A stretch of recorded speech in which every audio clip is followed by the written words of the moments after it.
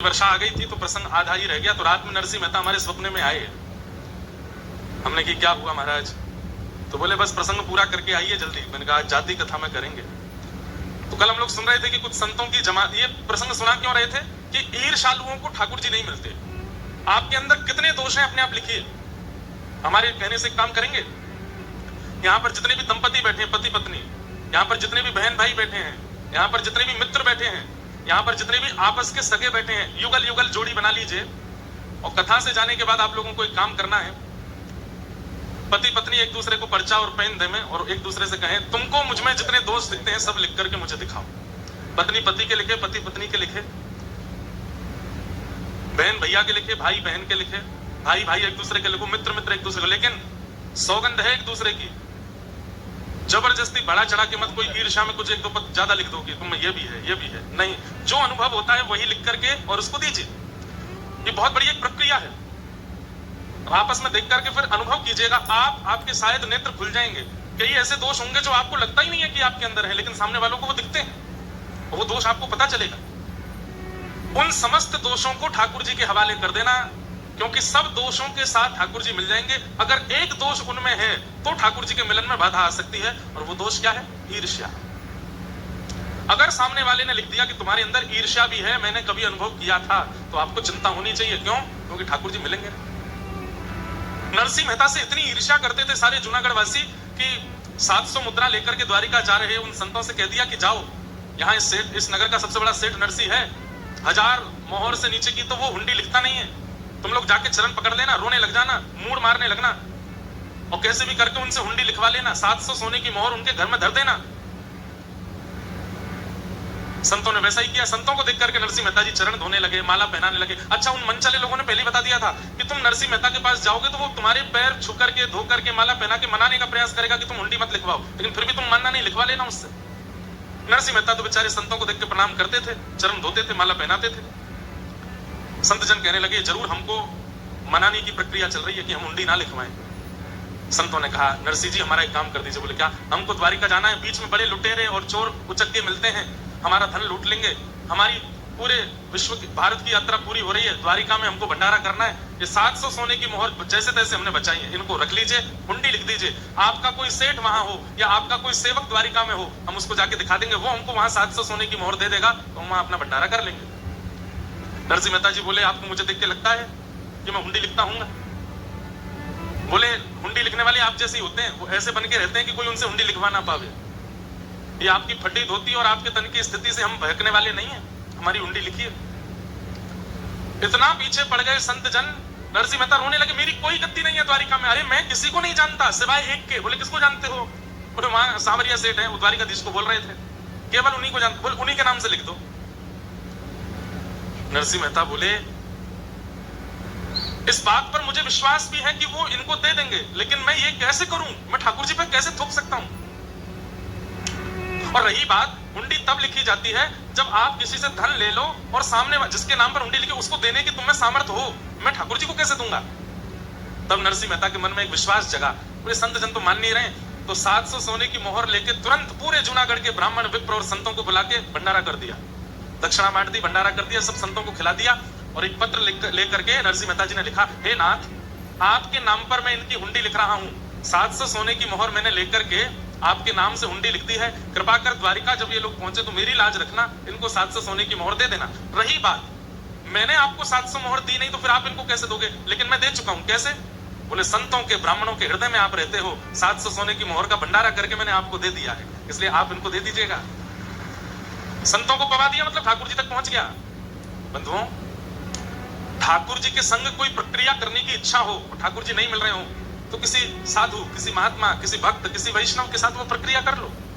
प्रक्रिया के रूप में भोजन पवा दो, प्रक्रिया के रूप में उनको सुंदर वस्त्र दे दो, प्रक्रिया के रूप में उनका श्रृंगार कर दो, तिलक चंदन लगा दो, प्रक्रिया के रूप में उन्हें दक्षिणा दे दो, प्रक्रिया के रूप में इत्र लगा के सुगंधित कर दो, प्रक्रिया के रूप में माला पहना दो।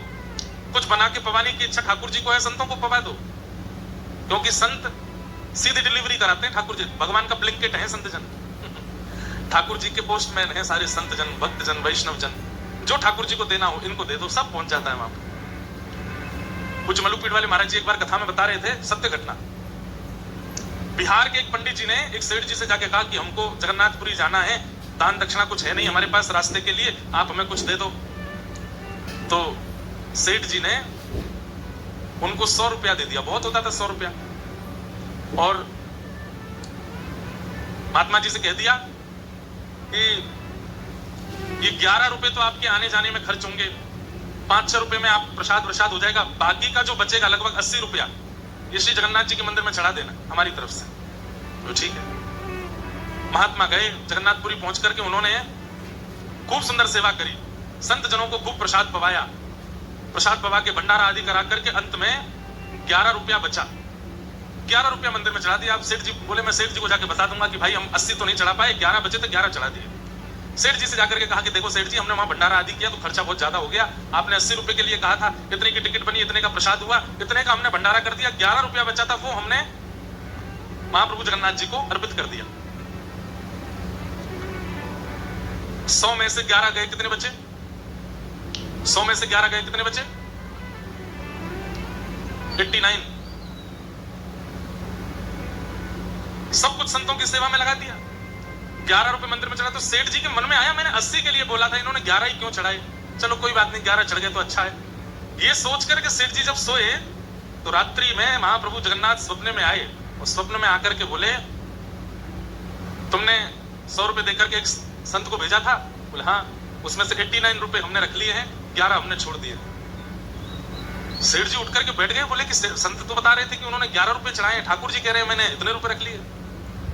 दूसरे दिन जाके जब संत से पूछा कि ये ऐसे स्वप्न में ठाकुर जी ने हमको बताया, तो संत के नेत्र सजल हो गए, बोले कि हमने जो मंदिर में जाके ठाकुर जी को चढ़ाया, ठाकुर जी ने वो स्वीकार नहीं किया, जो संत सेवा में लगाया वो ठाकुर जी ने स्वीकार किया, जो वैष्णव संत सेवा में हमने अर्पित किया उसको ठाकुर जी ने स्वीकार किया, जो गोलक में जाके चढ़ा के आए, ठाकुर जी के आगे रख के आए, वो ठाकुर जी ने स्वीकार नहीं किया। इसका मतलब ये नहीं कि आप भी मत चढ़ाओ, मंदिर की प्रशासन की व्यवस्था के लिए तो चढ़ाओ, लेकिन उससे ज्यादा साधु सेवा, संत सेवा, वैष्णव सेवा। तो नरसिंह मेहता जी ने भी वही किया, संतों को पवा दिया और कहा द्वारिकाधीश हमने 700 सोने की मोहर भेज दिया आपके पास, अब मेरी लाज रखना। संतों को हुंडी देकर के भेज दिया, लिख करके संत जन द्वारिका पहुंचे, वहां जाके ढूंढने लगे सांवलिया सेठ कहाँ है, कहीं नहीं मिले, पूरी द्वारिका छान मारी, कोई सांवलिया सेठ नहीं। आधी रात जब हुई, संत जन जब रोने लगे गोमती तट पर जाकर के, आहा अब भक्तमाल जी रखी नहीं है, नहीं तो मैं वो छप्पे पढ़ के सुनाता, इतना सुंदर है। श्री प्रियादास जी ने इतनी सुंदर टीका करी है, कैसी सुंदर पाग बांध करके घुंघराले केश में श्री ठाकुर जी हाथ में छड़ी लेकर के, जूती पहन करके, श्रेष्ठ वस्त्र पहन करके, गले में सुंदर हार पहन के, हीरे दमकाते हुए अदब से चलते हुए आ रहे हैं। अरे भैया, हमारे सेठ श्री नरसिंह मेहता जी ने किसी को हुंडी लेकर के भेजा है क्या? जैसी नरसिंह मेहता का नाम सुना संत जन उठ गए, बोले भैया तुम कौन? बोले हम सांवरिया सेठ। आहा, दर्शन करके सब नतमस्तक हो गए। हुंडी जैसी वो लिखी हुई हुंडी जैसी दी, पढ़ करके ठाकुर जी ने अपने सिर से लगाया और कहा कि महाराज आप लोग कितने भाग्यशाली हैं। बोले क्यों? हमारे नरसिंह जी के दर्शन करके आए हो। बोले नरसिंह जी देखने में तो बड़े सामान्य लगते हैं और आप उनके सेवक हो, आप इतने अद्भुत लगते हो। बोले मेरे जैसे सेवक हजारों हैं उनके, नरसिंह जी तो बड़े अद्भुत हैं। 700 सोने की मोहर तुरंत पकड़ा दी। बोले ये 700 सोने की मोहर तो आपकी जो आपने दी थी वो है, इसके अलावा आप मेरे सेठ जी के यहाँ से आए हो तो मैं कोई कमी नहीं छोड़ना चाहता। लेकर के गए सोने की थाली में भोजन, खूब सुंदर सुंदर पकवान पवाए, संत सेवा कराई, खूब दक्षिणा ऊपर से प्रदान कर दी। संत जन बड़े प्रसन्न हुए। ठाकुर जी ने उल्टा पत्र लिखा और कहा हे नरसिंह जी, संसार ने मुझे चोर कह करके बुलाया, संसार ने मुझे ये कह करके बुलाया, संसार ने मुझे इतने इतने लालचन लगाए, लेकिन आप कितने अच्छे हैं, आपने मुझे सेठ कह करके पुकारा, सांवरिया सेठ। मैं आपसे बहुत प्रेम करता हूँ, जल्द ही आपसे मिलूंगा। ऐसा पत्र लिख करके ठाकुर जी ने संतों के द्वारा भिजवाया, जाओ हमारे सेठ जी को दे देना। नरसिंह मेहता के पास जैसे संत पहुंचे, नरसिंह मेहता बोले अब पिटाई होगी। क्यों? इनको 700 सोने की मोहर मिली नहीं होगी द्वारिका में, तभी मारने आए हैं मुझे। लौट करके संत जन आए, नरसिंह मेहता बोले भगवान मुझे क्षमा कर दो। बोले क्यों? आपको मोहर मिल गई? बोले 700 सोने की मोहर तो मिल गई, हमारा संत वो भी हो गया, ऊपर से तुम्हारे वो सेवक ने इतनी दक्षिणा दी हमको, सोने की थाली, सोने की कटोरी, सोने की चम्मच, अरे सब कुछ प्रदान किया। अरे नरसिंह मेहता जी तुम्हारा वो सेवक इतना सुंदर था, क्या बताएं उसके रूप की, सफेद धोती, सफेद अचकन, सफेद पगड़ी, सफेद बैंत, ऐसी सुंदर उसकी जूती, नेत्र तो कहते ही बनते, कमल जैसे नेत्र थे। आहा, जब बोलता था तो ऐसा लगता था जैसे मानो पुष्प बरस रहे हों। एक बार उसने हमारा स्पर्श भी किया था, क्या बताएं उसका स्पर्श पाके तो हम धन्य हो गए। अरे नरसिंह जी, कैसा सुंदर सेवक है आपका, हमको ऐसा सेवक मिलता तो हम तो अपने पास ही रखते, अपने से दूर जाने नहीं देते।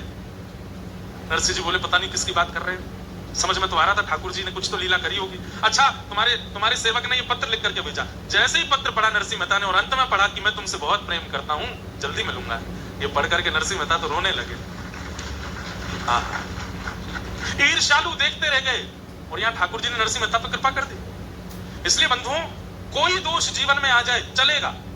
आपके अंदर काम है, कोई बात नहीं, कथा सुनना शुरू करो, नाम जप करना शुरू करो, नष्ट हो जाएगा। क्रोध है, धीरे धीरे वो भी शांत हो जाएगा। मोह है, वो भी धीरे धीरे चला जाएगा। लोभ है, धीरे धीरे वो भी नष्ट हो जाएगा। कथाएं आदि सुनना शुरू कर दो, सत्संग करो। लेकिन ईर्ष्या है तो मेहनत ज्यादा करनी पड़ेगी, क्योंकि ईर्ष्या ठाकुर जी को प्रिय नहीं है। और दुर्भाग्य की बात है कि ईर्ष्या लगभग मानवों के अंदर होती है, लगभग। अभी कोई आपसे ज्यादा सुंदर कपड़े पहन के आ जाए, हो जाएगी ईर्ष्या। हम कथा में इतने साधारण बन के आ रहे हैं, ये इतना बढ़िया पहन के आ रहा है। हमसे बढ़िया कोई खाने लगे, कमाने लगे, हमसे बढ़िया कोई कुछ प्राप्त कर ले, हमसे बढ़िया घर बना ले, हमसे बढ़िया बच्चे हो जाएं, सब में ईर्ष्या हमारे चित्त में आती है। ईर्ष्या ये कष्ट का कारण। अरे आप लोग तो संसार की बात कर रहे हैं, हम व्यासपीठ में बैठ के कथा करते हैं, कथा करने वालों से ईर्ष्या हो जाती है लोगों। लेकिन ईर्ष्यालु व्यक्ति इस बात को प्रमाणित दे रहा है कि मैं कभी ठाकुर जी से नहीं मिल पाऊंगा, इसलिए वो ईर्ष्या को प्रधानता दे रहा है। इसलिए हमारी प्रार्थना, ईर्ष्या चित्त में मत लाई। निर्मत्सराणाम सताम वैद्यम वास्तवमत्र वस्तु शिवदम तापत्रयोन्मूलनम श्रीमद्भागवते महामुनि कृते किंबा परैरीश्वरः सद्यो ऋत्विवरुध्यते त्रिकृतभि शुश्रूषुभिस्तक्षणा। श्रीमद् भागवत की कथा कैसी है? ठाकुर जी से संबंध कराती है, ठाकुर जी से कोई ना कोई संबंध कराती है। बंधुओं, ठाकुर जी से संबंध होना या ठाकुर जी के जनों से संबंध होना, ये दोनों ही कृपा की बात है। आप ठाकुर जी से संबंध नहीं बना पा रहे हो तो ठाकुर जी के जनों से संबंध बनाओ, ठाकुर जी के जनों को ही अपना मान लो, ठाकुर जी के जनों से संबंध बनाओ। अब कोई हमसे गुरु जी कहे, महाराज जी कहे, पंडित जी कहे, इंद्रेश जी कहे, समझ में आती है। एक बार एक कथा में एक बालक बोला, जीजा जी।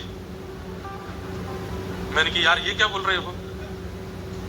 अरे महाराज जी, किशोरी जी हमारी बहन है और श्री लाल जी हमारे जीजा जी हैं, आप वृंदावन वासी हो, लाल जी के सखाओ तो आप भी हमारे जीजा जी हो। मैंने कहा बहुत बढ़िया। हमने कहा साले साहब सेवा करने आ जाना। एक जगह और अद्भुत हुआ, नाथ द्वारा दर्शन करने के लिए मैं गया तो वहां जैसे मैं पहुंचा तो एक बालक मुझसे बोला, नाना जी प्रणाम। मैंने कहा यार तूने नाना जी कही मुझसे? बोले कि हाँ महाराज जी, मेरी माता जी रोज आपकी कथा सुनती हैं, तो उन्होंने विचार किया कि मेरी गुरु भावना तो बन नहीं पा रही है, तो मैं इनको पिता मान लेती हूँ अपना। जय हो महाराज जी। श्री वृंदावन बिहारी लाल की, श्री राधा रमण लाल की, श्री राधा रसिक बिहारी लाल की, श्री जटेरी धाम की, स्वामी श्री हरदास जी महाराज की। जय जय श्री राधे। जय। तो हरिजन संगे हरि उर आने, गिरधर जब अपनों करी जाने। सब लोग इधर देखो, ध्यान से सुनो।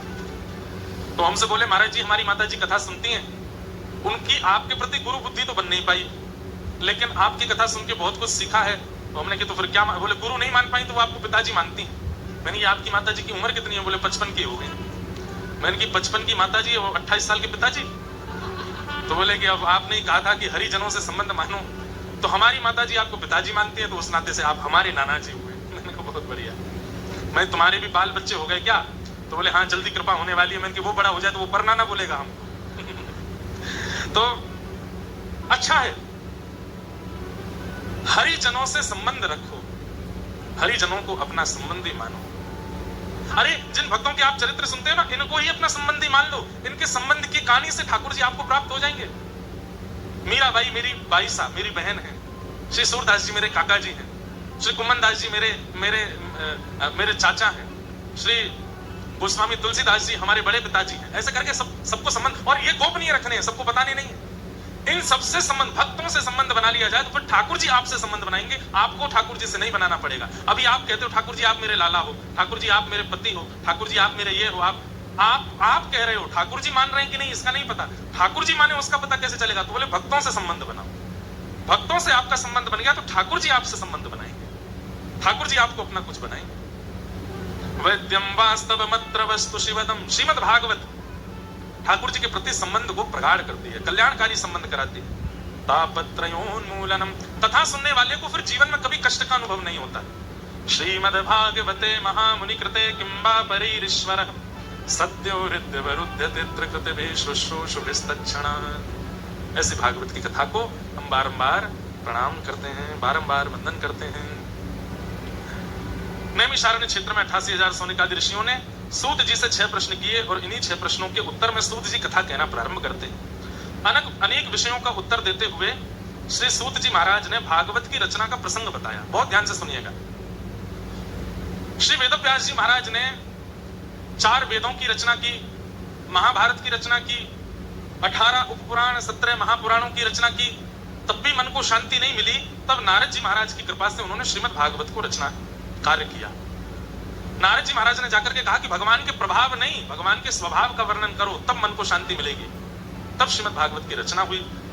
वेदव्यास जी ने वही भागवत की कथा अपने पुत्र सुखदेव जी को प्रदान की। सुखदेव जी ने यही कथा श्री परीक्षित जी को सुनाई। परीक्षित कौन है? पांडवों के वंशधर। इन परीक्षित जी को 7 दिन में मरने का श्राप लगा। सौनकादि ऋषियों ने पूछा ऐसा क्या हुआ कि इनको 7 दिन में मरने का श्राप लगा? तो यहां महाभारत का थोड़ा प्रसंग सुनाया गया।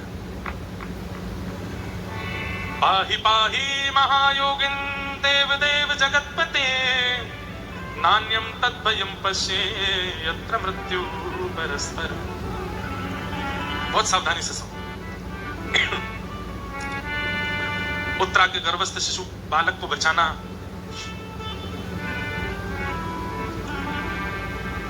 गुरुपुत्र अश्वत्थामा को भरी सभा में अपमानित करना, उसकी मणि को हरण करके निकाल लेना, ये आदि आदि कथाएं यहां पर सुनाई गई।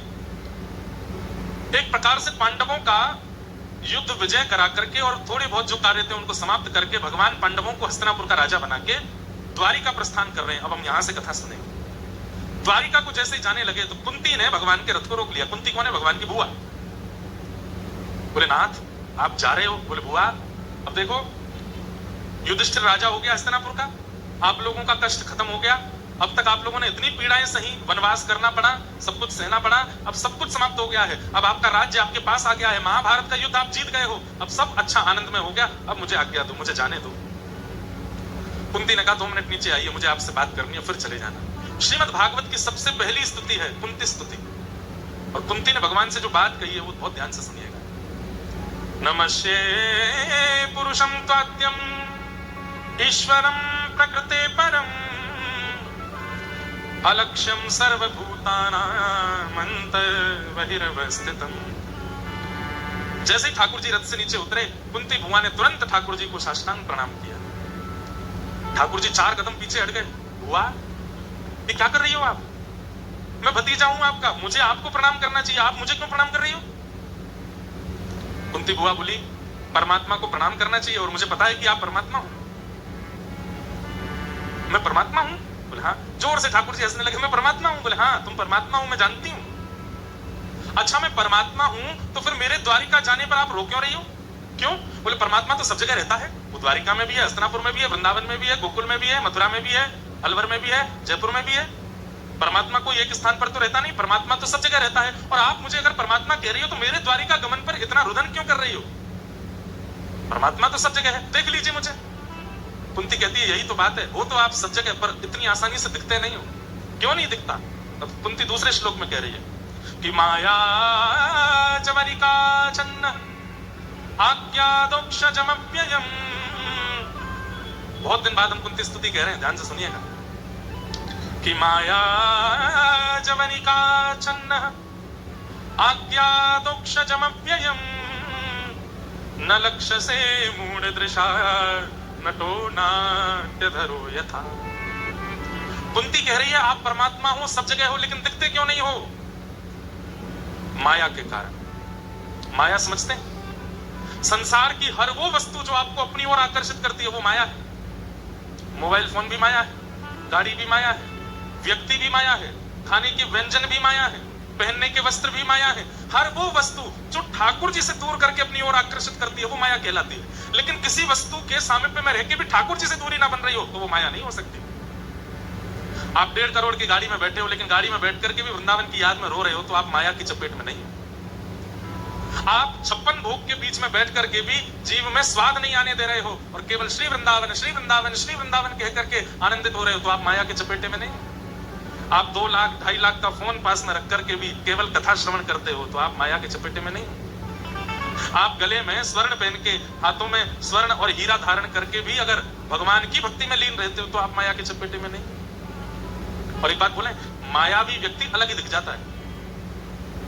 उसके सिर पर कृष्ण नहीं सवार होते, उसके सिर पर धन, उसके सिर पर ऐश्वर्य, उसके सिर पर नाम, उसके सिर पर अभिमान, ये सब सवार रहता है। वो मायावी व्यक्ति है, माया के चपेटे में। और जो माया के चपेटे में आ जाता है, उसको सब जगह होते हुए भी ठाकुर जी नहीं दिखते, उसको मंदिर में भी ठाकुर जी नहीं दिखते। एक बार एक व्यक्ति मेरे साथ श्रीनाथ जी दर्शन करने गया। नाथ द्वार मेरी श्रीनाथ जी के दर्शन में मुझे बहुत सुख मिलता है, सब जगह ही मिलता है, पर राधा रमण जी, श्रीनाथ जी, तिरुपति बालाजी कुछ स्थान है जहां पर मैं स्थिर हो जाता हूं। अब श्रीनाथ जी दर्शन करने के बाद मेरे नेत्र तो सजल हो गए। बाहर आकर के थोड़ी देर में मौन रहा। थोड़ी देर बाद वो व्यक्ति क्या बोलता है, महाराज जी, वो श्रीनाथ जी की ठोड़ी पे जो हीरा था कम से कम 5-6 लाख का तो होगा, गले में जो हार पहन रखे थे 12-13 लाख के तो होंगे। मैंने कि यहां आकर के भी तुमको वही दिखा। जाकी रही भावना जैसी, प्रभु मुहूर्त देखी तन ऐसी। प्रॉपर्टी डीलर होते हैं ना, वो दुनिया के किसी कोने में चले जाएंगे, यहाँ जमीन के भाव कितने होंगे भैया, वो यही काम करते रहते हैं। कामी व्यक्ति जहां जाता है वहां काम दिख जाता है, धनवान व्यक्ति जहां जाता है उसको वहां धनी धन दिखता रहता है। हमारे साथ एक पंडित जी रहते थे पहले, अब नहीं रहते, वो अब ज्यादा व्यस्त हो गए। वो जहां जाते, महाराज जी घर कितने का होगा, ये कमरा कम से कम 20-22 लाख का तो बना होगा है, ये टेबल कम से कम इतने की तो आई, नहीं तुमको खरीदनी है क्या? अब हम तो घरों में जाते रहते, तो ये थोड़ी है तो सब जगह वही देखना। कई लोगों को देखा गया, वो कथा में आकर के भी कथा नहीं सुनते। वो कथा में आकर यहाँ पे ये कमी है, यहाँ पे ये कमी है, व्यास जी भजन ही नहीं गा रहे हैं, 1.5 घंटा हो गया है, कोई चुटकुल्ला नहीं सुना रहे तो ठाका मार के हंसे नहीं, कोई टोना टोटका तो बताते ही नहीं है। जीवन में संकट चल रहे हो, उनसे कैसे निवृत्ति की जाए कुछ तो बताओ। भावना जैसी होती है, परिस्थिति वैसी अनुभव देने लगती है।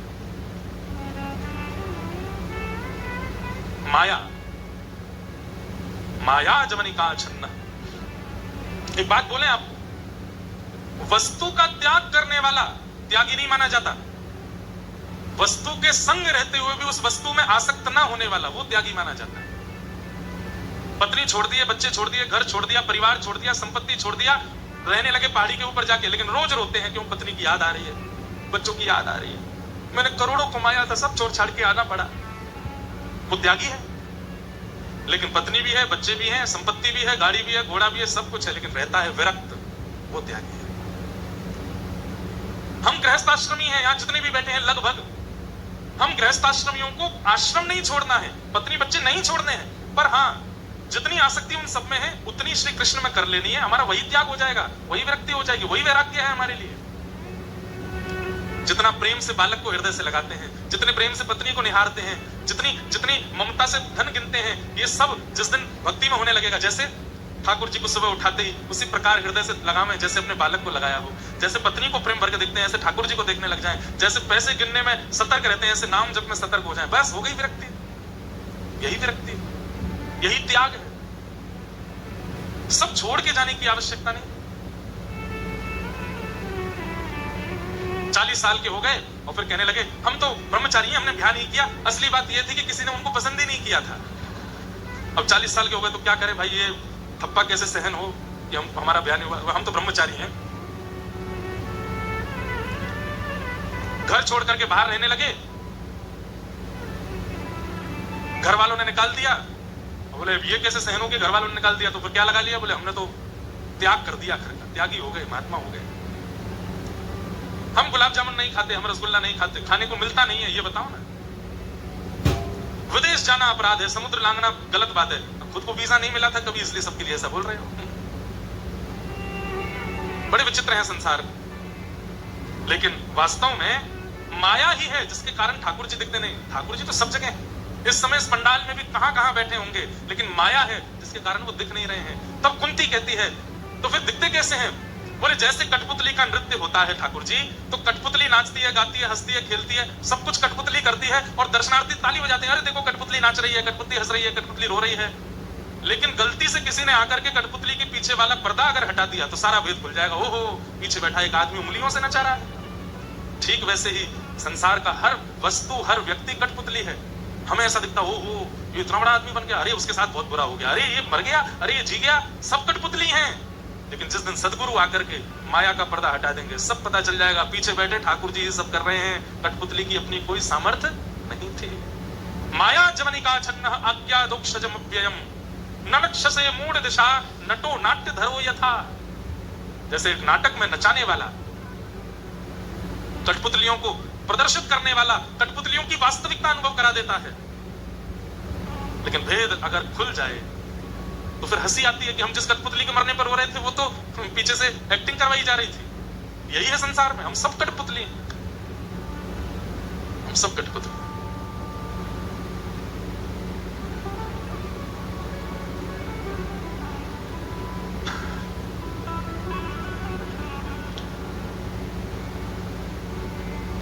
जैसे राखो तैसे रहूं,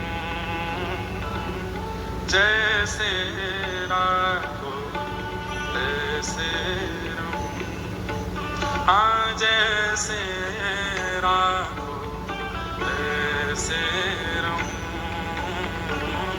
जैसे राखो। हे नाथ, आप जैसे चाहोगे हम वैसे नहीं।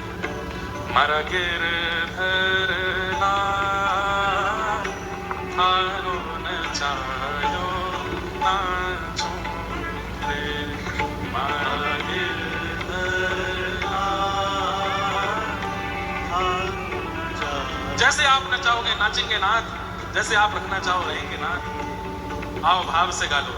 मारा गिरधर लाल थारो नचायो नाचो, मारा गिरधर लाल थारो नचायो नाचो, ओ मैं तो थारो नचायो नाचो, ओ मैं तो थारो नचायो नाचो, हाँ मैं तो थारो नचायो नाचो, थारो नचायो नाचो, मारा नटराजा थारो नचायो नाचो,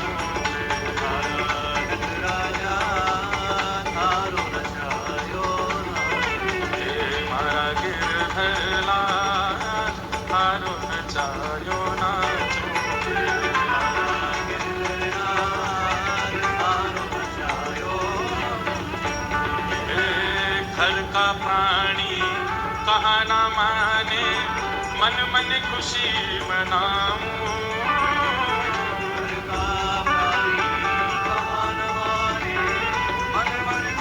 भाव से ओ घर का प्राणी कहा ना माने मन मन खुशी मनाऊं,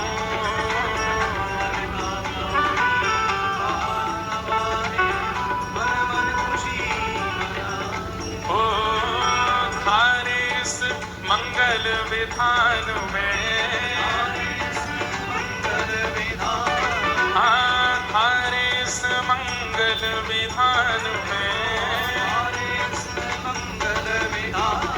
मैं काहे टांग अड़ाऊं, मारा गिरधर लाल थारो नचायो नाचो, मारा गिरधर लाल थारो नचायो नाचो, मारा नटराजा थारो नचायो नाचो,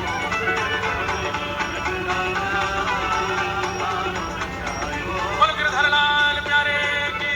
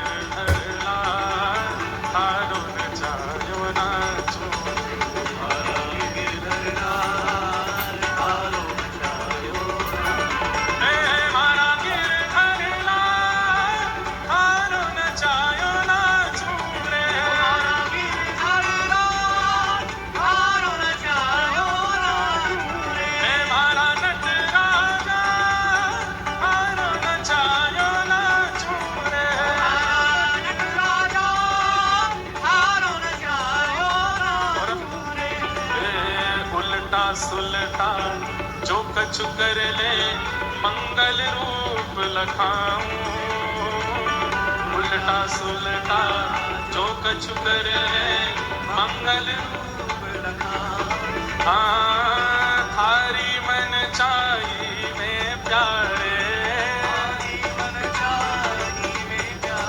ओ थारी मन चाही में प्यारे,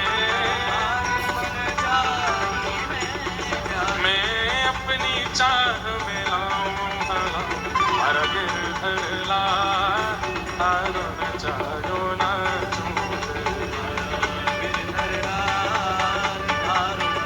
भाव से मैं मारा गिरधर लाल, थारो न चायो न चूरे,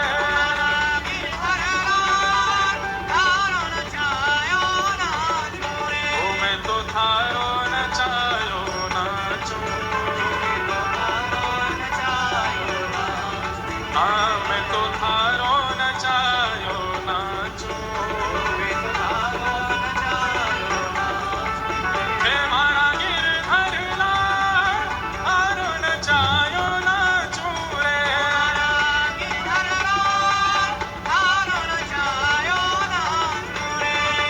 गोविंद जय जय गोपाल जय जय,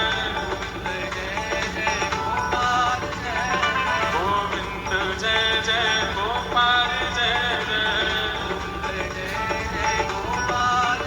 हरि गोपाल जय जय, हरि गोपाल जय जय, हाँ गोविंद जय जय गोपाल जय जय, श्री राधा रमण हरि गोविंद जय जय, मैं मारा गिरधर लाल, थारो न चायो न चूरे,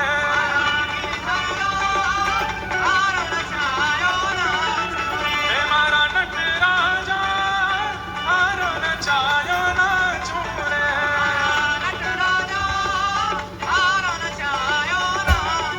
ओ मैं तो थारो न चायो न चूरे,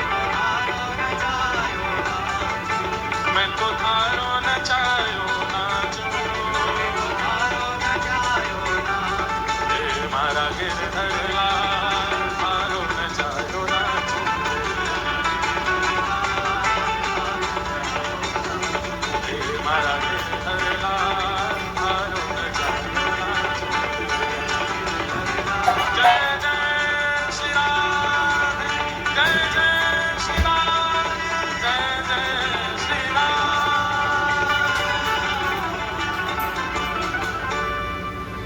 जो तू तन को रोग लगावे ओढ़ सिरख सो जाऊं, जो तू तन को रोग लगावे ओढ़ सिरख सो जाऊं, हाँ जो तू काल रूप बन आवे, जो तू काल रूप बन आवे, मैं लपक गोद में आऊं, हाँ मारा गिरधर लाल, थारो न चायो न चूरे, मारा गिरधर लाल, थारो न चायो।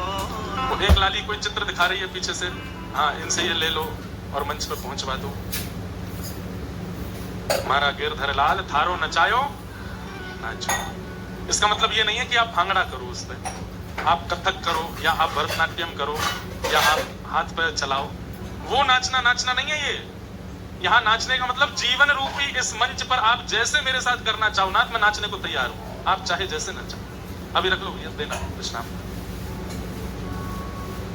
घर का प्राणी कहा ना माने, मन मन खुशी मनाऊं, घर का प्राणी कहा। हमें बहुत अच्छा लगता है ये भाव, मन मन खुशी मनाऊं। अच्छी बात है, घर के लोग आपकी बात नहीं मानते, बात मानने लगेंगे तो उनमें ममता हो जाएगी। नहीं मानते आपकी बात, आप कहते हो कथा में जाना, बिल्कुल नहीं जाना, घर पे बैठे सुनो, यूट्यूब पे आ रही है कथा, क्या करना पंडाल में जाके सुनोगे, बारिश का मौसम, हवा चल रही है, घर पे बैठे रहो।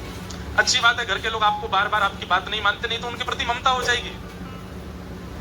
थारे इस मंगल विधान में, थारे इस मंगल विधान में मैं काहे टांग अड़ाऊं हाणाऊं मारा गिरधर लाल थारो नचायो नाचूं रे मारा गिरधर लाल थारो नचायो नाचूं। और जो तू ठोकर मार गिरावे लकड़ी जो गिर जाऊं जो ठोकर मार गिरावे लकड़ी जो गिर जा। लकड़ी गिरती है, लकड़ी जब गिरती है तो ऐसा नहीं है कि हाथ पैर लगा के रोकने का प्रयास करती, गिरती है तो गिर ही जाती है। हे नाथ, अगर आप गिराओगे तो हम गिर जाएंगे, लेकिन जो तू माथे ऊपर बिठावे, जो तू माथे ऊपर बिठा मैं तो भी ना शर्माऊं शर्माऊं मारा गिरधर लाल थारो नचायो नाचूं रे मारा गिरधर लाल न लक्ष्य मूढ़ दिशा नटो नाट्य धरो यथा। वही बात कुंती यहाँ कह रही है कि नाथ, इस संसार में सब कठपुतली की तरह नाच रहे हैं। हमें लगता है कोई धनवान हो गया, कोई कलेक्टर हो गया, कोई एसडीएम हो गया, कोई डीएम हो गया, कोई महाराज जी हो गया, कोई संत हो गया, कोई व्यसनी हो गया, कोई पापी हो गया, लेकिन वास्तविक में ये सब कठपुतलियां आपकी, आप नचा रहे हो। और ये माया दूर करने वाले सदगुरु होते हैं। सदगुरु जीवन में आते हैं तो माया का भेद खुल जाता है। कुंती ने भगवान की स्तुति गाई, अंत में भगवान बड़े प्रसन्न हो गए, बोले मैया कुंती बुआ, मैं मान गया कि तुझे पता है कि मैं परमात्मा हूं। अब मैं परमात्मा हूं, तूने ये सिद्ध कर दिया। अब बता, जीवात्मा परमात्मा से कुछ मांगता है, तू भी मांग ले। जीवात्मा परमात्मा से कुछ मांगता है, तू भी मांग ले। तो कुंती बुआ कहती है मांग लूं? बोले मांग लो। दोगे? बोले दे दूंगा। बोले पहले वचन दो कि दोगे। ठाकुर जी बोले वचन की क्या आवश्यकता है, मैं कह रहा हूं मैं दूंगा। बोले नहीं, वचन दो, दूंगा। सोच लो। बोले सोच लिया, दूंगा। और कुंती मांग रही है, क्या मांग रही है? विपद संतु न शश्वत तत्र तत्र जगद्गुरु भवतो दर्शनम यत्स्या अपुनः दर्शन। विशेष रूप से आगे की पंक्ति में बैठने वाले लोग बैठने के बाद उठा ना करें, ऐसी हमारी प्रार्थना। पीछे वाले बेचारे उठें जामें, वैसे पीछे वाले उठते नहीं हैं, लेकिन आगे की पंक्ति वाले भी अच्छे हैं, लेकिन कुछ दो चार लोग उठे तो उनको मना किया करो। उन्हें देखो व्यास जी को आप ही दिख रहे हो, पीछे वालों की तो शक्ल ही नहीं दिखती, हम सब शाम सुंदर दिखाई देते हैं, लेकिन आगे वाले दिखते रहते हैं। तो उनसे हमारी प्रार्थना, आप लोग वीवीआईपी हो तो वीवीआईपी जैसे बैठे रहो, पूरी कथा सुना करो, क्योंकि आप हमको दिख रहे हो। नहीं दिखते तो आप उठो, जाओ, आओ, खांसो, बैठो, खाओ, पियो, कुछ भी करो, लेकिन आगे बैठे हैं तो बैठे रहे। विपद संतु न शश्व तत्र तत्र जगद्गुरु। कुंती भगवान के सामने प्रार्थना करती हुई कह रही हैं कि नाथ, यदि आप मुझे देना चाहते हैं तो एक ही वरदान दे दीजिए। बहुत ध्यान से सुनिएगा। क्या? इस संसार में जितनी भी विपत्तियां हैं, जितने भी संकट हैं, जितने भी कष्ट हैं, वो सब मेरे जीवन में आ जाए, कृपा करके ऐसा मेरे ऊपर उपकार कर दीजिए, सारे कष्ट मेरे जीवन में आ जाए। कुंती ने भगवान का हाथ पकड़ रखा था, ठाकुर जी ने तुरंत हाथ पीछे किया। कुंती बोली आप याद रखना, 3 बार कहा था आपने दूंगा दूंगा दूंगा, वचन दिया था दूंगा, और अब हाथ पीछे कर रहे हो। बुआ तू क्या मांग रही है? कष्ट मांग रही है, विपत्ति मांग रही है, दुख मांग रही है। पहले तो तेने ये प्रमाणित किया कि मैं परमात्मा हूं, और जब मैंने कहा कि परमात्मा से कुछ मांगो तो तू कष्ट मांग रही है। संसार के लोग सुख मांगने से हारते नहीं, थकते नहीं, अपनी लंबी लंबी चौड़ी चौड़ी लिस्टें लेकर के मेरे सामने खड़े हो जाते हैं, और तू दुख मांग रही है। क्यों? कुंती का पूरा जीवन यदि आप देखेंगे तो आपको कभी नहीं लगेगा कि इनके जीवन में सुख रहा होगा। बाल्यकाल में बिना विवाह के एक पुत्र प्राप्त हो गया जिसका नाम था कर्ण। सूर्यदेव ने प्रदान कर दिया था मंत्र के प्रभाव से।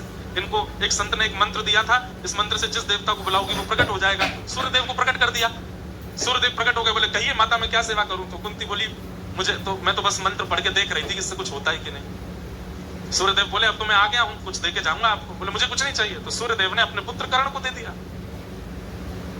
लता पत्रों में लपेट करके उसको नदी में प्रवाहित कर दिया। कुंती ने, एक धोबी की पत्नी ने उसको गोद लिया। मां का नाम राधा था तो कर्ण का नाम राधे हुआ। लेकिन कुंती जानती थी जब यही कर्ण कौरवों के पक्ष में मिल गया, कुंती को पता था कि ये मेरा बेटा है। विवाह हुआ पांडु महाराज से, जिनको ऐसा रोग लगा था और शाप भी लगा था कि अपनी पत्नी को सहवास की भावना से स्पर्श करोगे तो तुम्हारी मृत्यु हो जाएगी। पंच बालक देव कृपा से प्राप्त हुए पांडव, लेकिन उन्हें भी सुख नहीं दे पाई। क्यों? पूरे जीवन भर वन में ही भटकना पड़ा उनको लेकर के, विधवा हो गई युवावस्था में। कितना सब कुछ सहा कुंती ने अपने जीवन में, कष्ट ही कष्ट देखा, कभी सुख नहीं देखा था। और आज जब हस्तिनापुर की राज्य गद्दी पर पहली बार पुत्र सुशोभित हुआ, जीवन के सारे दुख समाप्त हो गए, कष्ट समाप्त हो गए, ठाकुर जी सामने खड़े और ये झोली फैला के कह रही कि मुझे कष्ट दे दो। बुआ, तेरे जीवन में कल से सुख आना शुरू हुआ और 12 घंटे भी नहीं हुए हैं और आज तू मेरे से कह रही है कि तू मुझे दुख दे दो। क्यों? कुंती कहती है, आप ये बात मानते हैं कि कल तक मेरे जीवन में कष्ट था? बोले हाँ। और आप ये भी मानते हैं कि 12 घंटे पहले मेरे जीवन में सुख आ गया? बोले हाँ। अब मेरे जीवन में सुख रहने वाला है? बोले हाँ। हे नाथ, कल तक मेरे जीवन में कष्ट था तो कष्ट के साथ साथ द्वारिकाधीश भी खड़े थे, लेकिन 12 घंटे पहले सुख आते ही द्वारिकाधीश जाने की योजना बनाने लगे और अब द्वारिका को जा रहे हैं। मुझे वो सुख नहीं चाहिए जिसमें कृष्ण चले जाए, मुझे वो सुख नहीं चाहिए जिसमें आप छोड़ के चले जाओ। मुझे उस कष्ट की याद आ रही है, उस वनवास की याद आ रही है, उस विपत्ति पीड़ा की याद आ रही है जिस विपत्ति पीड़ा वनवास कष्ट में आप साथ खड़े थे। मुझे ये सुख अच्छा नहीं लग रहा है क्योंकि आप जा रहे हैं। प्रायोरिटी सुख या दुख नहीं है, प्रायोरिटी कृष्ण है। उस सुख में स्मरण ज्यादा हो रहे हैं कि दुख में, ये आपके ऊपर निर्भर करता है। स्वाभाविक रूप से हम मानवों का स्वभाव ऐसा है कि हम सुख में व्यसनों की तरफ भागते हैं और दुख में मंदिर भागते हैं। जैसे जीवन में धन ज्यादा आ जाए, संपत्ति ज्यादा आ जाए, ऐश्वर्य, आप देखेंगे धन संपत्ति ऐश्वर्यवान व्यक्ति नास्तिक ही होते हैं, भजन कथा में मन नहीं लगता, वो आए दिन भगवान पे ही प्रश्न उठाते रहते हैं। और जिनके जीवन में कष्ट ज्यादा होता है वो कभी ठाकुर जी पे प्रश्न नहीं उठाते। हनुमान जी पर चोला चढ़ाना है तो चढ़ाना है, यहाँ नारियल बांधना है तो बांध ही देंगे, गंगा जी में गोते लगाने तो लगा ही लेंगे, कैसे भी सुख आ जाए जीवन में। दुखी व्यक्ति कभी भगवान पर प्रश्न नहीं उठाता और सुखी व्यक्ति मंदिर तक में चप्पल पहन के चले जाते हैं। अरे वो सुख कैसा? जिससे कृष्ण दूर चले जाए, जिससे मर्यादा नष्ट हो जाए, ठाकुर जी के प्रति भाव, ठाकुर जी के प्रति श्रद्धा समर्पण नष्ट हो जाए। वो धन कैसा, संपत्ति कैसे? और कई बार धन संपत्ति धनी मानी लोग अगर भक्त हो भी जाते हैं तो वो ऐसे भक्त बनते हैं, बुरा नहीं मानिएगा, ऐसे भक्त बनते हैं जैसे मानो वो कृपा कर रहे हो ठाकुर जी के ऊपर। कई बार ऐसा लोग बोलते हैं, हमें तो बड़ा आश्चर्य हुआ, इतने धनवान होते हुए भी ये वृंदावन आते। अरे वृंदावन पर कृपा कर रहे हैं क्या आके? इतने धनवान होते हुए नीचे बैठ के कथा सुन रहे हैं। अरे क्यों? नीचे बैठ के कथा सुनी जाती है। इतने धनवान होते हुए भी रोज हर मंगलवार वहां जाते हैं, इतने धनवान होते हर महीने खाटू श्याम जाते। क्यों? कृपा करने जा रहे हैं खाटू श्याम जी पर? नहीं। अत्याधिक सुख कई बार ठाकुर जी से दूरी बनवा देता है। इसलिए दुख में भूलो मती, सुख में फूलो मती, प्राण जाए मगर नाम भूलो मती, मुरली वाले को मन से रिझाते चलो, कृष्ण गोविंद गोपाल गाते, कृष्ण गोविंद गोपाल गाते चलो। देखना इंद्रियों के न घोड़े भगे, इनमें हरदम जो संयम के कोड़े पड़े, अपने रथ को सुमार्ग लगाते चलो, कृष्ण गोविंद गोपाल गाते चलो, कृष्ण गोविंद गोपाल गाते। सुख में फूलो मती, दुख में भूलो मती। कुंती कह रही है, मुझे वो दुख चाहिए जिसमें आप मेरे साथ रहो, आप मेरे पास रहो। भगवान ने तुरंत बुआ को हृदय से लगाया और कहा, बुआ तू जब कहेगी मैं तेरे सामने प्रकट हो जाऊंगा, किसी को नहीं दिखूंगा, बस तुझे दिखूंगा, बस तू मुझे बुला दिया कर। मैं कहा करता हूं कथा में, कभी अगर अवसर मिले और आपको व्यवस्था मिले तो कुंती, कर्ण और कृष्ण, ये 3 क हैं महाभारत में। कुंती, कर्ण और कृष्ण, इन तीनों का आस्वादन कीजिए, इनका जीवन पढ़ लीजिएगा एक बार। इन तीनों का जीवन पढ़ने के बाद जन्म से लेकर के इनकी संपूर्ण प्रक्रिया, कृष्ण की तो हम सुनते ही हैं, कुंती और कर्ण की भी सुनिए। उस दिन आपको अनुभव होगा, मेरे जीवन में दुख कोई बहुत बड़े नहीं है, दुख तो इनको कहते हैं। तो बहुत बड़े कवि हैं, उन्होंने कर्ण के ऊपर भी लिखा है, अवकाश नहीं फिर बताएंगे। कुंती भगवान की स्तुति गाती है। ठाकुर जी बोले, अब हुआ, अब तुम विराजो। अब रथ में जैसे ही बैठे ठाकुर जी निकलने लगे, इतने में ही रोने की आवाज आने लगी। भगवान ने कहा, अब कौन रोने लगा? देखा तो युधिष्ठिर जी रो रहे थे। भगवान बोले, अब तुम क्यों रो रहे हो? तब युधिष्ठिर जी बोले, बालद्विज स्विहन् मित्र पितृभात गुरुत्वः नमेष्या निरयान् मोक्षो यापी वर्षायुतायुतैः। मेरे कारण कितने बालक अनाथ हो गए, कितनी माताएं विधवा हो गई, मैंने अपनों को मार दिया। बहुत ध्यान से सुनिए थोड़ी देर। मोह अर्जुन को हुआ लेकिन युद्ध करने से पहले, और वैसा ही मोह युधिष्ठिर को हो रहा है, पर कब? युद्ध होने के बाद। गलती करने से पहले यदि आपके मन में सतर्कता आ रही है तो आप अर्जुन हो, कृष्ण आपकी सहायता कर सकते हैं, लेकिन पूरे रायते फैलाने के बाद रोना है। ठाकुर जी कह रहे हैं अब रोने से क्या फायदा, जब चिड़िया चुग गई खेत, सब हो गया, खुद किया, अब रो क्यों रहे हो? ठाकुर जी कहते हैं ऐसे व्यक्ति कायर होते हैं जो गलती करने से पहले चेतते नहीं, गलती करने के बाद रोते हैं कि हमने बहुत बड़ी गलती कर दी, हमसे अपराध हो गया, कान पकड़ रहे हैं, क्षमा मांग रहे हैं, दंडवत कर रहे हैं। ठाकुर जी कह रहे हैं रोने से काम नहीं चलेगा, आप संकल्प लो दोबारा नहीं करोगे, और जो कर दिया उसका दंड भोगोगे, तो ही तुम निवृत्त हो सकते हो। युधिष्ठिर रो रहे हैं। भगवान बोले क्यों रो रहे हैं? बोले मैंने कितनी माताओं को विधवा कर दिया, युद्ध में उनके पति मार दिए, कितने बच्चे अनाथ कर दिए, उनके पिता मार दिए। यदि मैं ही पीछे हट गया होता युद्ध मैदान से तो ये महाभारत नहीं होता, माताएं विधवा नहीं होती, बच्चे अनाथ नहीं होते। भगवान बोले वाह, बहुत बड़ी बात कह रहे हो युधिष्ठिर। ऐसा ही मोह हुआ था अर्जुन को, लेकिन गीता सुना दी थी मैंने, वही मोह अब तुम कर रहे हो। अब मैं क्या सुनाऊं? बार बार नहीं सुनाऊंगा, इतना समय नहीं है मुझ पे। मेरा मोह दूर कीजिए, मैं बहुत व्याकुल हो रहा हूं, मुझे नरक में भी स्थान नहीं मिलेगा, मैं इतना बड़ा पापी हूं। भगवान बोले अब हम जहां फेल होते हैं वहां हमारे भक्त पास होते हैं। रणभूमि में मेरी प्रतीक्षा कर रहे हैं भीष्म पितामह, चलो उनके पास लेकर चलता हूं, वो तुमको ज्ञान उपदेश करेंगे। और भगवान भीष्म पितामह के पास लेकर के गए। बहुत सुंदर स्तुति है भीष्म पितामह की। पितामह भीष्म बाणों की सैया पर लेटे हैं, रोम रोम में बाण लगा है भीष्म पितामह के, लेकिन मरे नहीं है। क्यों? इच्छा मृत्यु का वरदान पिता से मिला हुआ है इनको। बंधुओं, एक बार हम महाभारत की कथा कभी, वैसे हमने एक दो लोगों को वचन दिया हुआ है कि हम महाभारत की कथा करेंगे। महाभारत की कथा 7 दिन में नहीं होगी, 1 महीने में होगी, 30 दिन में होगी महाभारत। बहुत अच्छी कथा है महाभारत। एक मानव के जीवन के जितने प्रश्न है सबका उत्तर है महाभारत में। बाणों की सैया पर लेटे हैं भीष्म पितामह, इच्छा मृत्यु का वरदान इनके पिता शंतनु महाराज ने इनको दिया है। जब तक इनकी इच्छा नहीं होगी ये मर नहीं सकते। अगर हमको ये मिला होता वरदान कि तुम्हारी इच्छा मृत्यु है, बताओ क्या करना चाहते हो, तो हम लोग कैसी इच्छा मृत्यु रखेंगे? कड़ी कचौड़ी खाने को मिल जाए, वृंदावन की लस्सी कोई आके पिला जाए, ये खवा जाए, वो खवा जाए, ऐसी सौंधी हवा चलने लग जाए, खूब सारे गहने मेरे शरीर पर पड़े हों, हाथों में खूब सारे हीरे की अंगूठियां हों, सारे भोगों को भोग करके पेट। एक व्यक्ति मुझसे कहीं बोला महाराज जी मैं बस एक ही चीज चाहता हूं कि मैं भूखा नहीं मरूं, मेरा पेट भरा हो जब मेरे प्राण निकले। ऐसी भी इच्छा होती है लोगों की। लेकिन भीष्म पितामह की इच्छा मृत्यु क्या है? द्वारिकाधीश सामने खड़े होंगे, मैं उनके सुंदर श्याम सरोवर वदन को देख रहा हूं, तब प्राण त्यागूंगा। कथा याद आ गई। भीष्म पितामह कलिकाल में एक भक्त के रूप में प्रकट हुए जिनका नाम था सैन नाई, जो बाल काटते हैं।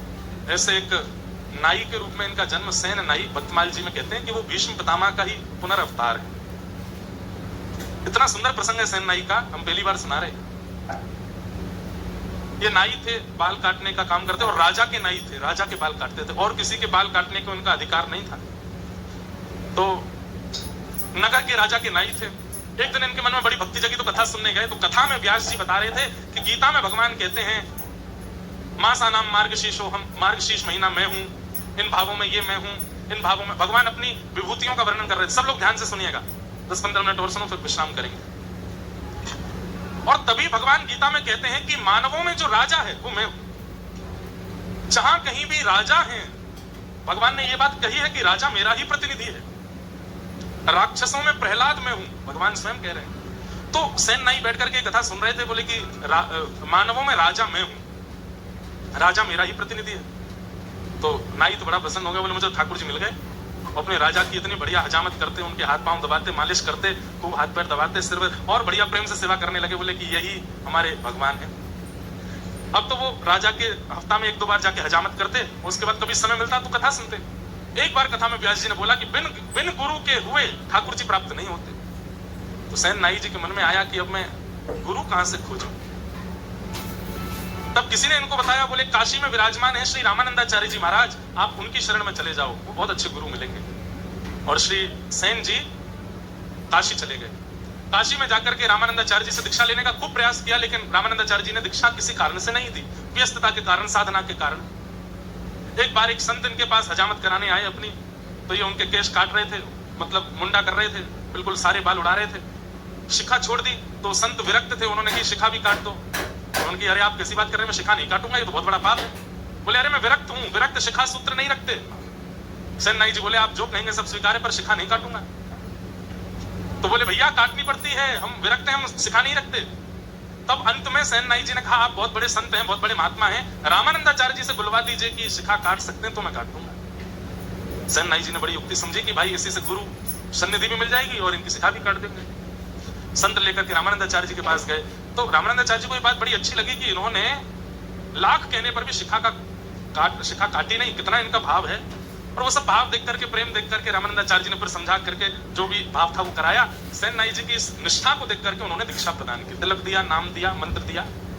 सेन नाई जी बोले आज्ञा करें। बोले आज्ञा यही है, वापस अपने गाँव जाओ, वहीं रह के भजन करो। सेन और संत जन जब भी गांव में आवे, सब काम छोड़ करके उनकी सेवा करना, ये हमारी आज्ञा है। जो मंत्र दिया है इसका जाप करो, संतों की सेवा करो। सेन नाई जी लौट करके अपने गांव आ गए। राजा ने इनको बुलवाया कि कल हमको एक दूसरे राजा से मिलने के लिए जाना है, सुबह आकर के हमारी हजामत कर दो, मालिश वालिश कर दो, उसके बाद हम स्नान करेंगे फिर जाएंगे। रात्रि में सब व्यवस्था करके सेन नाई जी सोए। सुबह उठे तो क्या देखा, कीर्तन की ध्वनि आ रही है और तभी देखे कि अयोध्या से कुछ संतों की जमात दर्शन करने के लिए जगन्नाथपुरी जा रही है और मार्ग में इनके गांव में होकर निकल रहे हैं। तभी गुरु आज्ञा स्मरण में आई कि 100 काम छोड़ के संतों की सेवा करना। सेन नाई जी काम छोड़ा नहीं, भूल गए कि राजा के यहाँ जाना है। संतों को प्रणाम किया, कहा हमारे घर चले, आप सबकी मैं सेवा करूं। संतों के चरण धो रहे हैं, उनको सुंदर वस्त्र अर्पण कर रहे हैं, पत्नी के साथ बैठ के खूब सुंदर उनको प्रसाद पवा रहे हैं। और प्रसाद पाने के बाद संतों से निवेदन किया आपको सत्संग कीर्तन हो जाए।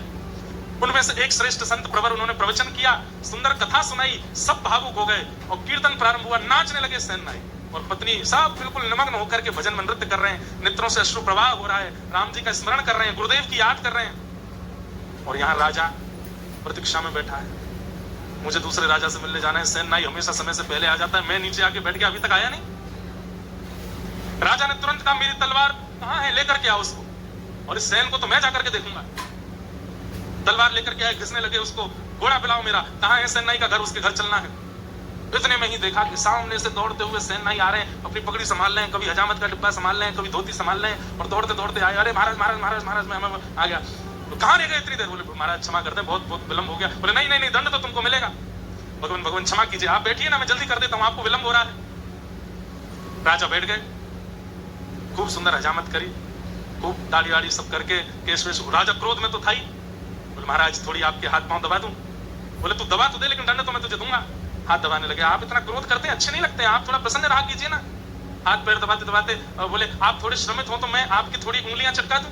बोले चटका तो दे, लेकिन दंड तो तुझे दूंगा। उंगलियां चटका दी, हाथ पैर। बोले आप कहो तो महाराज आपकी नेक थोड़ी कमर चटका दूं। बोले उससे कुछ दिक्कत तो नहीं है, वो कुछ नहीं होगा। लेकर के अपने कंधा पर जोर से झटका दिया, कमर ऐसी खुली महाराज, राजा बड़ा हल्का हो गया। बोले सेन तो इतने दिन से आ रहा है सेवा करने, लेकिन आज तेरी सेवा बड़ी अद्भुत लग रही है, लेकिन मैं दंड तो तुझे दूंगा। अरे विराजिए ना, थोड़ी आपकी कंधे की मालिश कर दूं। ऐसे ठाकुर जी यहाँ पर सुंदर कंधा दबाने लगे। थोड़ा गर्दन अपनी टेढ़ी कर लीजिए, टेढ़ी करके गर्दन थोड़ा इधर कुछ करने लगे तो वहां एक तेल का पात्र रखा था और तेल में प्रतिबिंब दिखाई देता है। जैसे तेल की ओर राजा देखने लगे, वो देख नहीं रहे थे, बस मुख इधर किया तो दिख रहा था। जैसे देखने लगे, सेन नाई ने जैसे अपना मुख इधर किया तो प्रतिबिंब में क्या दिखा? मोर मुकुट, कटाक्ष नेत्र, नाक में सुंदर नथ बेसर, ऐसी मधुर मधुर मुस्कान। पीछे मुड़ करके देखे तो सेन नाई और प्रतिबिंब में देखे तो ठाकुर जी। राजा बोला ये मेरी आंखों का भ्रम है कि क्या है, पता नहीं हो क्या रहा है। नेत्र बंद करके अनुभव करे तो हाथों का स्पर्श इतनी बार राजा ने किया, लेकिन हाथ जैसा स्पर्श नहीं था। राजा सोचने लगे कहीं ऐसा तो नहीं है सच में ये ठाकुर जी ही हो। और बस ऐसा कहकर के राजा ने जैसे ही नेत्र खोले तो सैनिक जन खड़े थे। बोले वो सैन कहाँ गया? बोले वो तो आपकी मालिश कर रहा था, आप सो गए थे गहरी नींद में। तो वो बोला कि अब सब हो गया है तो मैं चलता हूँ। वो तो अपनी दक्षिणा लेकर के चला गया। राजा बोला कोई बात नहीं, अब इसको अगली बार देखूंगा, अब तो तैयार होके चलता हूँ।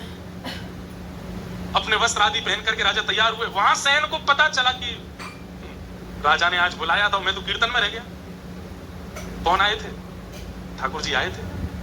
ठाकुर जी भैया हमने बहुत रूपन में देखे, कभी ठाकुर जी नरसिंह भगत बन करके भी गए हैं। ठाकुर जी एक जगह सक्कू भाई बन के पिटाई करवाने गए अपनी, वो एक दिन वो भी कथा सुनाऊंगा। लेकिन नाई बन करके पहली बार गए ठाकुर जी, अपने हाथ से हजामत करके आए, बाल बाल काट के आए राजा के, और मालिश करके आए, हट्टी वट्टी चटकाए आए उसकी। या सेनाई को जैसे याद आया, संतों को प्रणाम किया, अरे भगवान भगवान आप लोग विराजो, मैं एक काम करके आता हूं। तुरंत अपना डिब्बा लेके वही भाग भाग संभालते हुए दौड़ते हुए गए। तो राजा तैयार होकर बिल्कुल बाहर आ गए थे। सैन ने आकर के जैसे ही राजा को देखा, हजामत हुई है, केश वेश सब बिल्कुल बढ़िया है, बिल्कुल राजा तो बढ़िया तैयार है, केश वेशों में तेल लगा है। सैन ने आकर के कहा, पूरे गांव में क्या दूर दूर तक शहरों में भी कोई और ऐसा व्यक्ति नहीं जो मेरे अलावा राजा को स्पर्श कर सके। मेरी अनुपस्थिति में कौन करके गया? सैन को आता देख राजा बोले, और भाई सैन कुछ भूल गए थे क्या? कुछ भूल गए हो, लेने आए हो? सैन बोले, भूला तो कुछ नहीं। कुछ नहीं भूले तो फिर क्यों आए हो? आपने कल बुलवाया था मुझे। अरे तो कितनी बार आओगे? सुबह आके तुम सब करके तो गए, अब क्यों आए हो दोबारा? सैन बोला, मैं नहीं आया था, मेरे घर तो संत जन आए हुए थे, मैं उनकी सेवा में लगा था, कीर्तन कथा चल रही थी मेरे घर में, तो मुझे देरी हो गई, तो मैं दौड़ा दौड़ा आया कि आपकी हजामत करूं। सैनिक जन बोले, अरे तू क्या पागल हो गया, भांग भांग खा के आया है क्या? तू तो आके गया, यहाँ पे सब करके गया है, हमने तुझे दक्षिणा भी दी थी। और बोले, हर बार तो तू इतने 10 सोने की मोहर लेके जाता था, आज बड़ी तुझे कंजूसी चढ़ी थी, बार बार कहते, एक बार दे दो, थोड़ा सा और दे दो, कहां लेके जाओगे इतना, और दे दो। आज 20 सोने की मोहर लेकर के गया था। मैं नहीं आया हूं, मुझ पे नहीं है कुछ भी। राजा बोला, झूठ बोलते हो। अरे वो संतों की जमात निकल रही है, मैं उनको बुलाता हूँ। संतों की जमात बुलाई के बोले, कहाँ था ये? बोले, तो हमारे साथ थे, सुबह से सेवा पूजा भजन में लगे थे, बस ये बात हुई। यहाँ सैन के आंसू छूटे, वहां राजा के आंसू छूटे।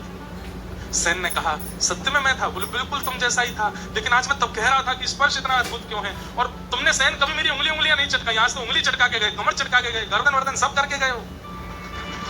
और अंत में एक अनुभव मुझे हुआ था, क्या? कि मैंने तेल के पात्र के प्रतिबिंब में जब देखा तो वहां सैन नहीं, वहां पर कोई मोर मुकुटधारी दिखाई दे रहा था। सैन तो बस वहीं मूर्छासी में आ गए, राजा के चरण पकड़ लिए, बोले, धन्य हैं आप, मैं आपके अंग को छू लूं? क्यों? क्योंकि श्याम सुंदर आपको छू के गए। ऋषि ठाकुर जी ही आए थे।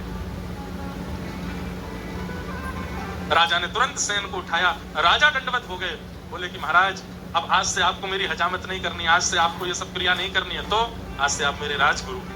जिनकी कृपा से ठाकुर जी मेरे भवन में आ गए, जिनकी कृपा से ठाकुर जी का स्पर्श मुझे मिल गया, ऐसे आप नाई नहीं रह सकते, आप तो मेरे गुरु। और उस दिन से सैन जी गुरु के रूप में प्रतिष्ठित हो गए। बहुत अच्छा चरित्र है सैन जी। ये भीष्म पितामह के ही कलयुग में अवतार हुए श्री सैन जी महाराज। ऐसे भीष्म पितामह की स्तुति अति अद्भुत है। इति मतिरुपकल्पिता वितृष्णा भगवत सात्वत पुंगवे विभुम्ने स्वसुखम उपगते क्वचित् विहर्तुं प्रकृतिमुपेयुषि यद्भव प्रवाह त्रिभुवन कमलं तमालवर्णं रविकर गौरवराम्बरं ददाने वपुरलककुलावृताननाब्जं विजय सखेरतिरस्तु मेन वद्य।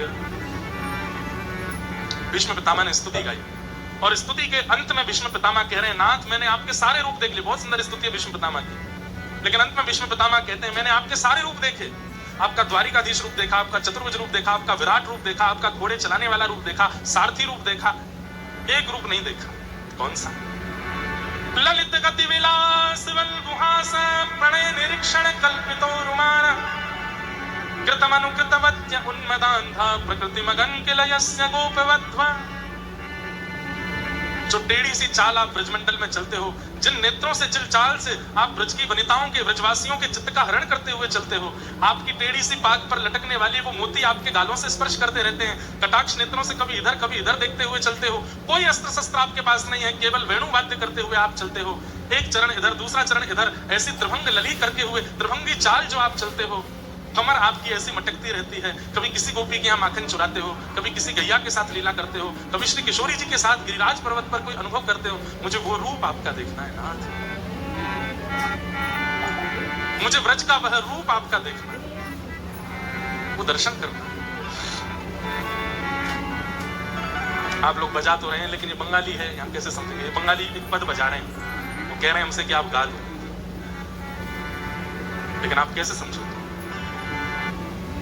जीवने मरण गति नहीं कछु मोर, जीवने मरण गति नहीं कछु मोर,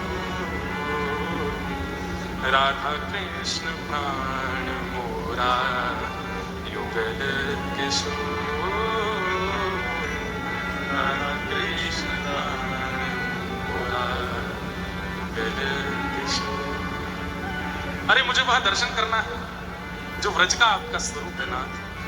तब ठाकुर जी ने मानो इन पर अनुग्रह करके कहा हो कि हे भीष्म पितामह, इस जन्म में तो नहीं, पर कलिकाल में आप जब सैन बन करके आओगे तब मेरे उस रूप का दर्शन आपको होगा।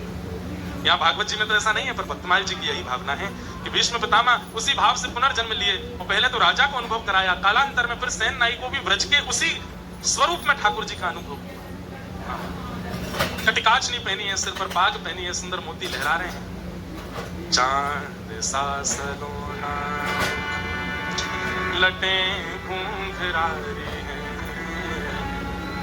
होए हैं कटी आंखें तिरछी कटारे, होया को चंदन सो महके वदन, ओ मेरा या पे अटक गया मैं।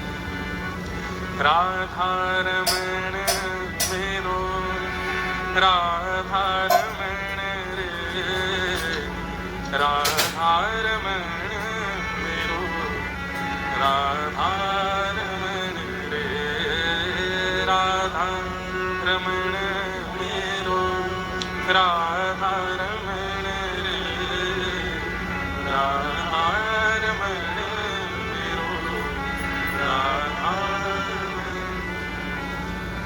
बोलो भक्त वत्सल भगवान की। ऐसे ठाकुर जी ने श्री भीष्म पितामह को मधुर दर्शन दिए। गिरधर जन्म मरण रासा, मीराबाई कह रही है, करताल बजा के गाओ। आज की कथा को विश्राम दें। बाईसा की राजस्थान में बैठे हैं और 3 दिन हो गए अभी तक बाईसा का स्मरण नहीं हुआ। मीराबाई के इस पद को गाते हुए सब लोग आज की कथा का विश्राम करें। गिरधर जन्म मरण रासा, गिरधर ओ याए नाई बिसरू में दिन राती, ओ याए नाई बिसरू में दिन राती, ओ याए नाई बिसरू में दिन राती, जन्म मरण रासा, गिरधर जन्म मरण रासा, बोलो गिरधर गोपाल की।